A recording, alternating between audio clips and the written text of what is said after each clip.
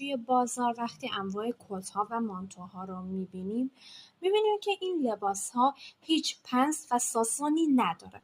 در واقع این لباس‌ها با روش الگوی تجاری درست شدش. منم امروز یک کدوم از روش‌های الگوی تجاری که بلد هستم و اومدم آموزش بدم. ابتدا ما میایم قد لباسمون رو مشخص میکنیم. مثلا میخوایم 75 سانتی متر باشه، 80 سانتی متر باشه، 90 سانتی متر باشه. یه خطی رو رسم میکنیم به میزان قد لباس. خط آ تا CB قد لباسمونه. بعد میایم از نقطه آ 1.5 سانتی متر پایین میایم و علامت میزنیم. برای مشخص کردن بلندی سینه ما نیازه که دور سینه‌مون رو طبق جدول سایز بندی استفاده کنیم. الان اینجا دور سینه 102. 102 رو باید تقسیم بر 10 بکنیم. جوابی که به دست میاد به اضافه 12 سانتی متر میشه.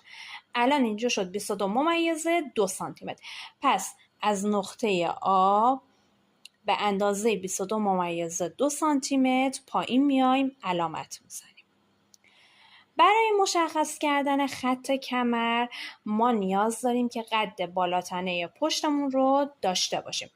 از نقطه آ به میزان قد بالاتنه پشت که اینجا 41.5 سانتی متر هستش اومدیم پایین و علامت زدیم. از نقطه آ پس تا نقطه C میشه قد بالاتنه پشت یا همون خط کمرمون.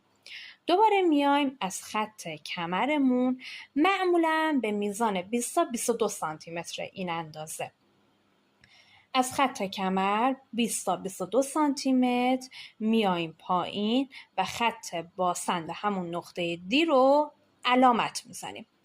در قسمت بالا که نقطه آ هستش ما باید هلال گردنمون رو مشخص کنیم. دور گردنمون هر اندازه‌ای که هستش رو باید تقسیم بر 6 بکنیم. جوابی که به دست میاد به علاوه 1 سانتی متر.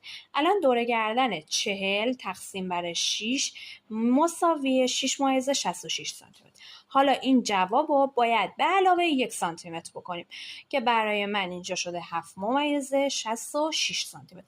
پس از نقطه آ به اندازه 7.66 سانتی متر داخل میشیم علامت میزنیم. دوباره از این نقطه 2 سانتی متر رفتیم بالا یک نقطه مشخص میکنیم و از این نقطه که 2 سانتی متر